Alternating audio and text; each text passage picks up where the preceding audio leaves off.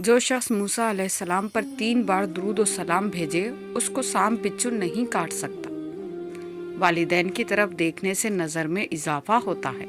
بھولی ہوئی چیز کو یاد کرنے کے لیے درود شریف پڑھے۔ جو عافیت کی دعا مانگے گا وہ ہمیشہ پرسکون رہے گا۔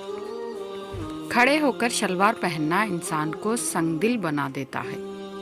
بے پردہ عورت اور تنگ و باریک لباس پہننے والی عورت کی اولاد بھی بے حیا نکلتی ہے۔ پاؤں سن ہو جائیں تو درود پاک پڑھنے سے فوراً ختم ہو جاتی ہے۔ جو چیز یقین کامل کے ساتھ اللہ کے سپرد کر دی جائے وہ کبھی چوری نہیں ہوتی۔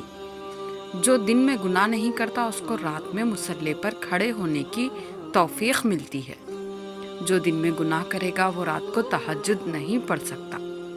عاشورے کے روز کھانا کھلانے سے سال بھر کا رزق اللہ پاک مفت دیتے ہیں۔ وبا کے دنوں میں درود شریف پڑھنے والا وبا سے محفوظ رہتا ہے۔ سانپ دانتوں سے ڈستا ہے اور انسان آنکھوں سے، اس لیے ہمیشہ اپنی نظروں کی حفاظت کریں۔ جو عورتوں پر بری نظر ڈالتا ہے علم کا نور اس سے چھین لیا جاتا ہے۔ مسواک کو زمین پر رکھنے والا جنون جیسے مرض میں مبتلا ہو سکتا ہے۔ حجاب کرنے والی خواتین کبھی کینسر میں مبتلا نہیں ہوتی۔